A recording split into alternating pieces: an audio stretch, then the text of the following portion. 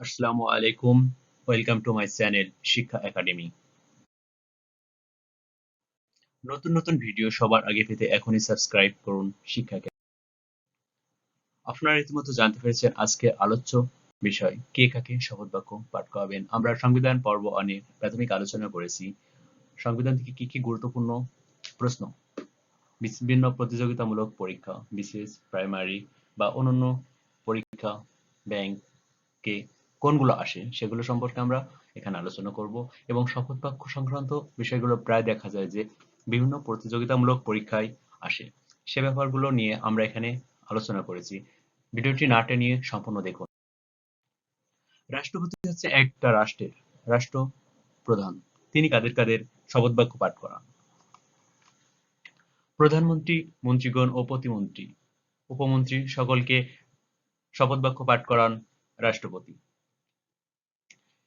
Speaker ও deputy স্পিকারকে শপথ বাক্য পাঠ করান রাষ্ট্রপতি। প্রধান বিচারপতিকেও শপথ বাক্য পাঠ করান রাষ্ট্রপতি। এখন দেখি প্রধানমন্ত্রী কাদের কাদের শপথ বাক্য পাঠ করান। প্রধানমন্ত্রী একটা রাষ্ট্রের সরকার প্রধান, বিশেষত বাংলাদেশের সরকার প্রধান।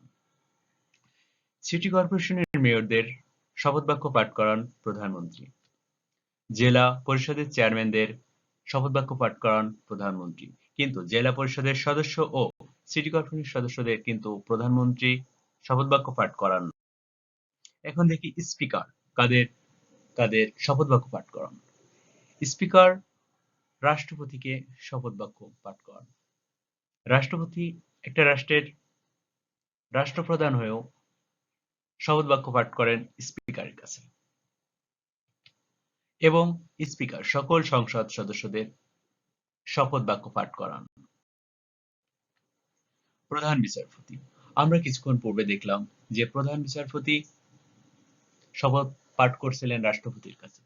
এখন প্রধান বিচারপতি কাদের কাদেরকে শপথ বাক্য পাঠ করান? প্রধান বিচারপতির সাথে পরামর্শক্রমে রাষ্ট্রপতি অন্যান্য বিচারপতিদের নিয়োগদান করেন। অন্যান্য বিচারপতিদের শপথ বাক্য পাঠ করান প্রধান বিচারপতি।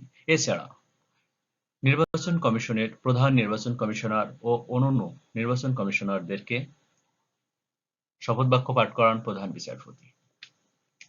কর্ম কমিশনের সদস্য ও চেয়ারম্যানের শপথ বাক্য পাঠ করান প্রধান বিচারপতি। মহা হিসাব নিরীক্ষক ও নিয়ন্ত্রকের শপথ বাক্য পাঠ করান প্রধান বিচারপতি। কিছুক্ষণ আগে দেখলাম যে জেলা পরিষদের সদস্যদের কে শপথ বাক্য পাঠ করান। আসলে জেলা পরিষদের সদস্যদেরকে শপথ বাক্য পাঠ করান এলজিআরডি মন্ত্রী। আজকের ভিডিও এই পর্যন্ত। কথা হবে পরবর্তী নতুন ভিডিওতে। ততক্ষণে লাইক, কমেন্ট, শেয়ার করে পাশে থাকুন। সাবস্ক্রাইব করতে ভুলবেন না।